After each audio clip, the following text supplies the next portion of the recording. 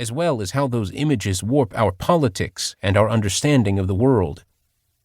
In part, my goal is to foster a historical and cultural understanding of the idea of the monstrous as a way of freeing ourselves from the unconscious control of images otherwise rooted in our childhood apprehension of the world of darkness and invisible powers.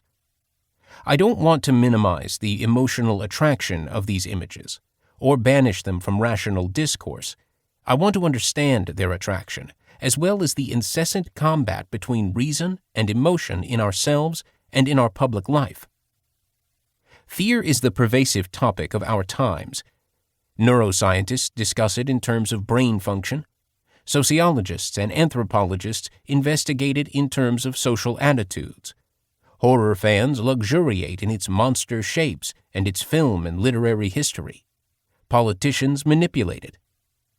This book, in great part, deals with the evolution of a repertoire of monsters and monstrous images that come ready to hand as ways of understanding not only what is abnormal, what is to be hated and despised, but also what is compelling in its supernatural allure.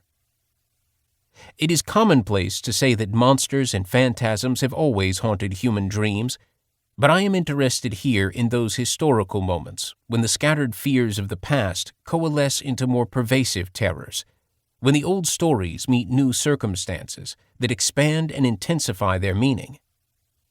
Many times in the course of my discussion, I have touched on issues that take up several library shelves, whether in religion, law, literature, science, and elsewhere.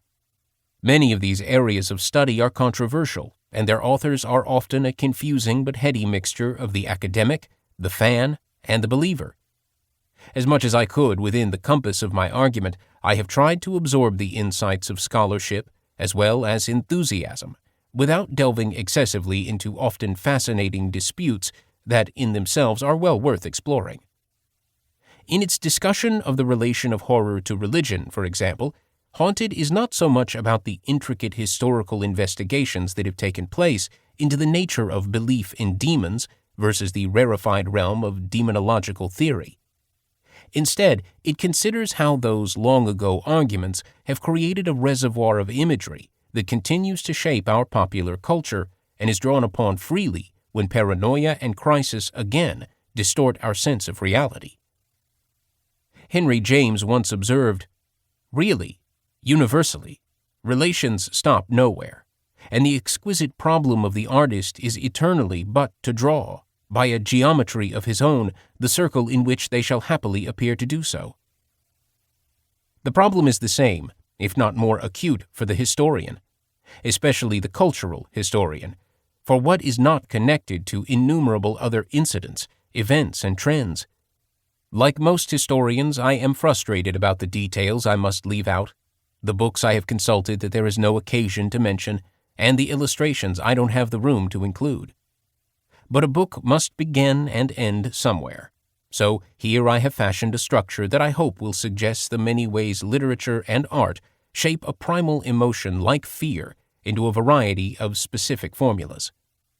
When I cite some works rather than others, therefore, I am sure some listeners will wonder where their favorites are and be able to add their own nuances. Haunted is therefore best seen as an effort to establish a basic taxonomy of fears, the times in which they arose, and their perpetuation down to the present. Like a roadmap, as you move closer, you discover more and more details, even while you retain what I hope will be a useful sense of its basic patterns.